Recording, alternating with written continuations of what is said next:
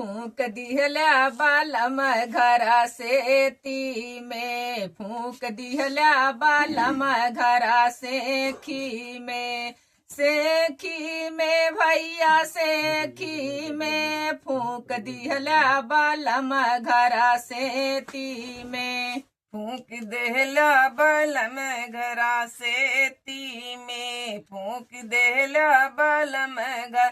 से ती में, फूक दिहला बालम घरा से खी में, फूक दिहला बालम घरा से ती में, फूक देहला बलम घरा से खी में, फूक देहला बलम घरा से ती में, वहाँ से अइला भजन करने को,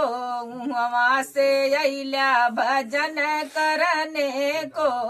हवा भूलाया बेटा बेटी में, फूक दिहला बालम घरा से की में, फूक दिहला बालम घरा से की में, फूक देहला बलम घरा से खी में, फूक देहला बलम घरा से ती में, सेखी में भैया सेखी में, फूक दिहला बालम घरा से की में, फूक दिहला बालम घरा से ती में, फूक देहला बलम घरा से खी में, फूक देहला बलम घरा से ती में, वाला छोड़ा दीवाला उठौला, वाला छोड़ा दीवाला उठौला, घरवा उठाया बालू रेती में, फूक दिहला बालम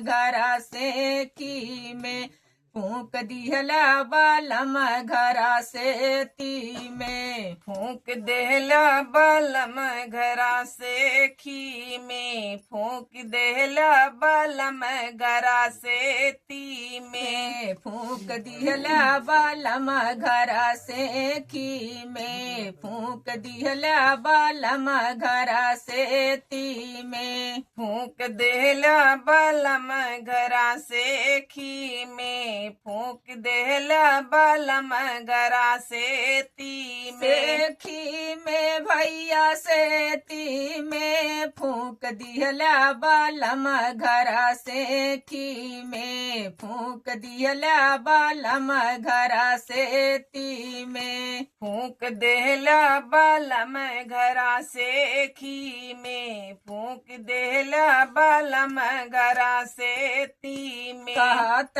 कबीर सुना भैया साधु, कहत कबीर सुना भैया साधु, जिंदगनिया गवाया देख देखी में, फूक दिहला बालम घरा से की में, फूक दिहला बालम घरा से की में, फूक देहला बलम घरा से ती में, फूक देहला बलम घरा से खी में, फूक दिहला बालम घरा से की में, फूक दिहला बालम घरा से की में।